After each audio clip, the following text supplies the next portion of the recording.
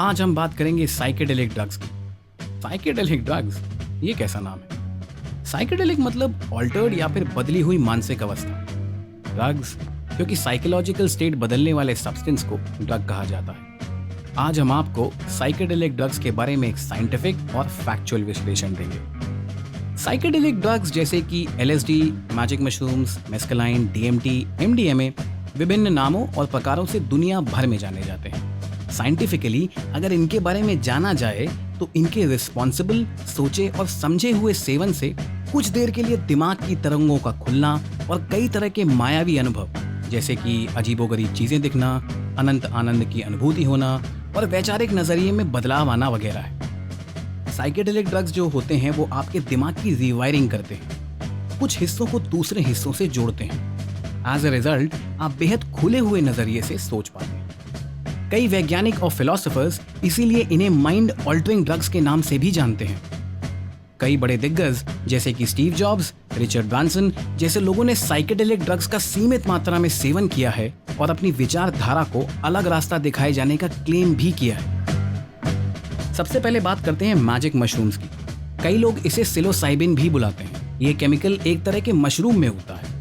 ये mushroom north America, Europe, Asia और south central America में पाया जाता है। इंडिया में कुड़ई कनाल इस तरह के साइकेडेलिक के लिए जगत विख्यात है। साइंस के अनुसार इसे लेने के बाद दिमाग का हर कोना एक साथ और एक ही चाल में काम करता है। इसका सेवन करने के बाद लोगों को कई तरह के रंग न सिर्फ दिखाई देते हैं बल्कि सुनाई भी देते हैं।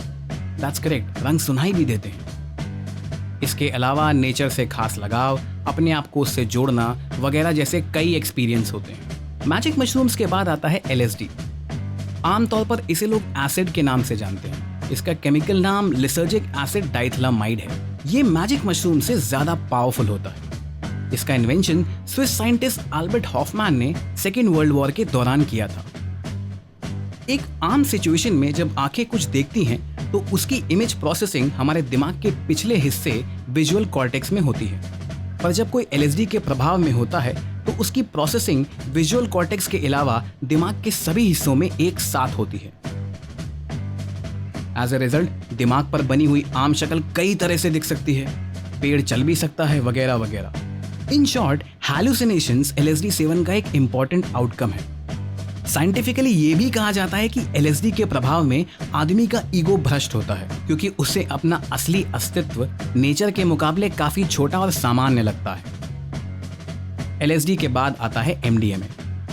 आमतौर पर इसे लोग एक्सटेसी के नाम से जानते हैं। इसके प्रभाव में आने के बाद दिमाग और शरीर में सेरोटोनिन का ट्रांसफर बहुत तेजी से बढ़ जाता है। सेरोटोनिन एक तरह का ट्रांसमीटर होता है जो हमारे शरीर और दिमाग में नेचुरली भी पाया जाता है।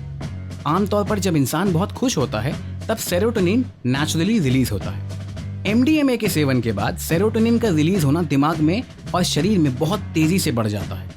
एज अ रिजल्ट आदमी ऑटोमेटिकली बहुत खुश हो जाता है। इसलिए दूसरों के प्रति संवेदना और खुद के प्रति प्यार, खुशी और सहानुभूति बहुत बढ़ जाती है। अब सवाल ये उठता है कि साइकेडेलिक ड्रग्स पर बैन क्यों लगाया गया है? अलग अलग लोगों की अलग अलग राय हैं। विख्यात फिलोसोफर और साइकोनॉट टेरेंस मैकेना के शब्दों में बोले तो साइकेडेलिक ड्रग्स से दिमाग इतना ज्यादा खुल जाता है कि लोग अपने आसपास के तौर तरीकों पर सवाल उठाने लग जाते हैं। ऐसी सोच के साथ रहने वाले लोगों को एडमिनिस्ट्रेशन और सोसाइटी के टिपिकल तौर तरीके पसंद नहीं होते, इसलिए दुनिया भर में सरकारें और एडमिनिस्ट्रेशन इन पर बैन लगाती है। कुछ वैज्ञानिकों का यह भी मानना है कि साइकेडेलिक ड्रग्स पर बैन इसलिए है क्योंकि आमतौर पर एक सोसाइटी में एक कलेक्टिव कंट्रोल की भावना ज्यादा और इंडिविजुअल फ्रीडम की भावना बहुत कम होती है। एक असम्पशन तो यह भी है कि साइकेडेलिक्स का इस्तेमाल मेडिकल साइंस में काफी ज्यादा हो सकता है, इसलिए दुनिया भर में मेडिकल लॉबी इन ड्रग्स पे एक ऑर्गेनाइज कंट्रोल रखती है ताकि मार्केट कब और कहां से खोलना है इसका कंट्रोल बना रहे। हालांकि इनमें से पूरा सच क्या है ये कोई नहीं जानता, सब अपना अपना अनुमान लगाते रहते हैं। साइंटिस्ट की माने तो साइकेडेलिक्स का इस्तेमाल मेडिकल साइंस में काफी ज्यादा हो सकता है और कुछ हद तक हो भी रहा है।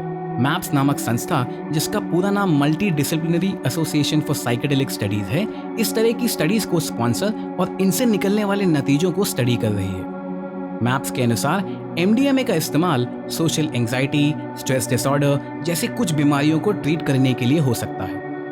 मैप्स की वेबसाइट के अनुसार LSD का इस्तेमाल भी एंजाइटी, अल्कोहल एडिक्शन और एडवांस स्टेज कैंसर में हो सकता है। अब हम आपको बताते हैं वॉर ऑन ड्रग्स के बारे में। वॉर ऑन ड्रग्स, जिसकी शुरुआत अमेरिका से हुई थी, को कई देशों ने अपनाया और फॉलो किया है।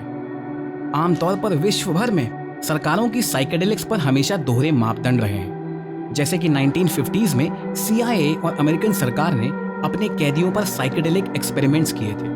इस प्रोजेक्ट को MK अल्ट्रा बुलाया जाता था। इसके तहत अमेरिकी सरकार ने 20 साल तक न सिर्फ आम जनता बल्कि गवर्नमेंट एम्प्लॉयज, CIA एजेंट्स पर बिना उनकी जानकारी के माइंड कंट्रोलिंग टेस्ट किए थे, जिसमें साइकेडेलिक ड्रग्स जैसे कि LSD का भरपूर इस्तेमाल हुआ था। Shoot Bobby Raymond through the forehead. Yes, ma'am.